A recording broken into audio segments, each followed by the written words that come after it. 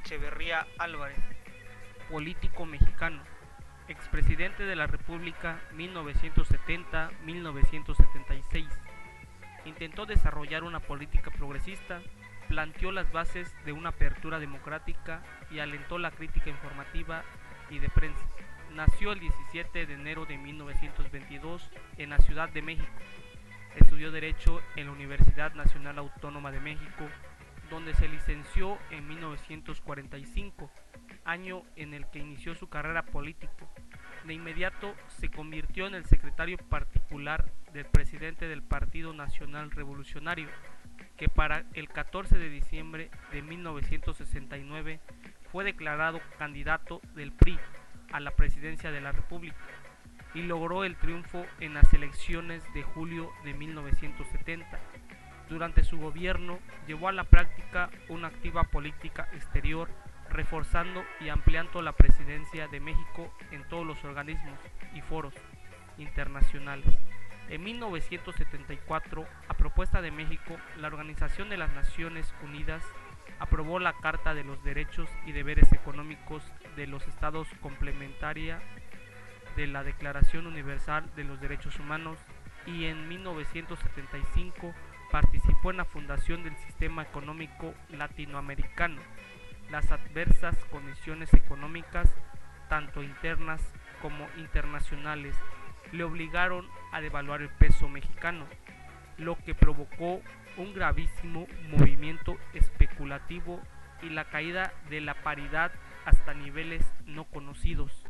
Durante su mandato, Luis Echeverría intentó desarrollar una política progresista, planteó las bases de una apertura democrática y alentó la crítica informativa y de prensa.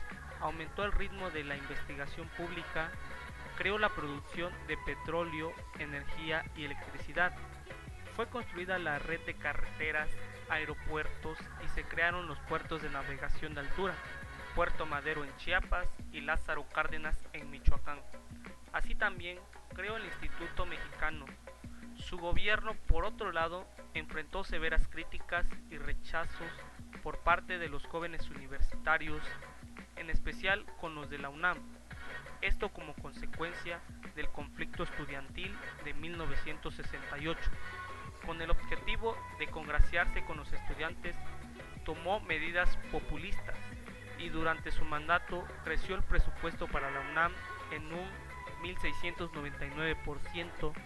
El sector burócrata aumentó de 600,000 en 1972 a 2.2 millones en 1976, empleando en gran cantidad a egresados universitarios de los 60.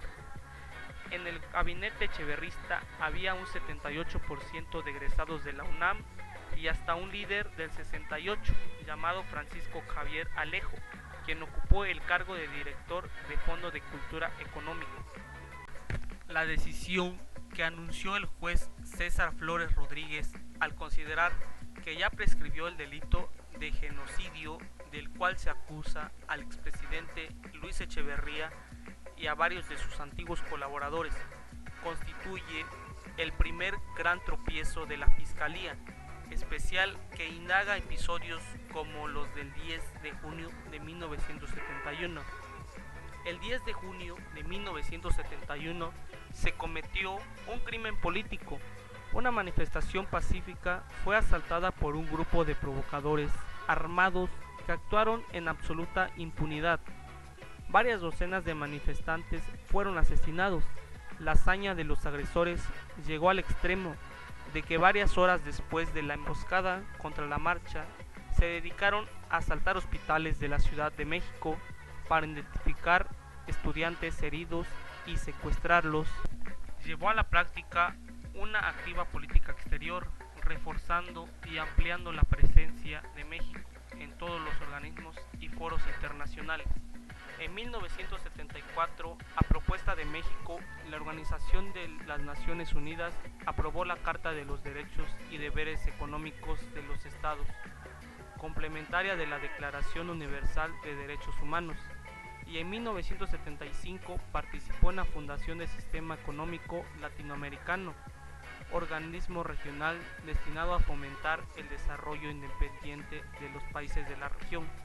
Durante su gobierno, Echeverría viajó a Japón, Canadá, Europa Occidental, la Unión Soviética, China Popular, más tarde a Sudamérica y finalmente a África y a las naciones árabes, al Oriente Próximo y a la India. Estaba muy ligado al gobierno de Chile y Cuba, tanto así que dio asilo a Hortensia Bussi, esposa del presidente chileno Salvador Allende, cuando este murió en 1973, después de ser derrocado en un golpe de Estado.